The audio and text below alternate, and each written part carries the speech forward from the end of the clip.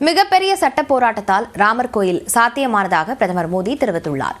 அயோத்தியில் கோயில் கட்ட இவ்வளவு காலமானதற்கு ராமரிடம் மன்னிப்பு கூறுவதாகவும் அவர் கூறியுள்ளார்.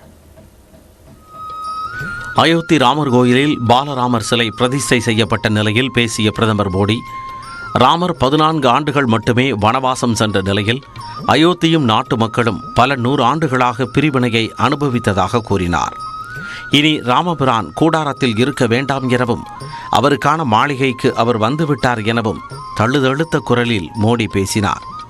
இன்னும் 1000 ஆண்டுகள் கடந்தாலும் ஜனவரி 22ஆம் தேதியை யாரும் மறக்க மாட்டார்கள் என தெரிவித்த அவர் காலச்சக்கரத்தில் இன்றைய நாள் ஒரு பொற்காலம் எனவும் குறிப்பிட்டார். हमारे रामलला अब टेंट में नहीं रहेंगे.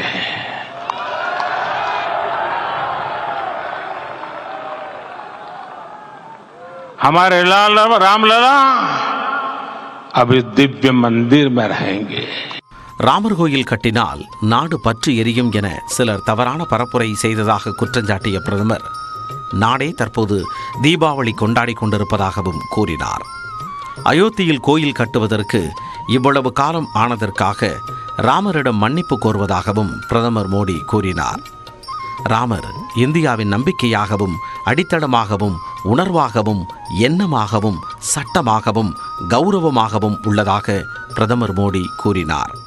राम भारत की आस्था है, राम भारत का आधार है, राम भारत का विचार है, राम भारत का विधान है, राम भारत की चेतना है, राम भारत का चिंतन है, राम भारत की प्रतिष्ठा है, राम भारत का प्रताप है, राम प्रवाह है, राम प्रभाव है, राम नेति भी है, राम नीति भी है.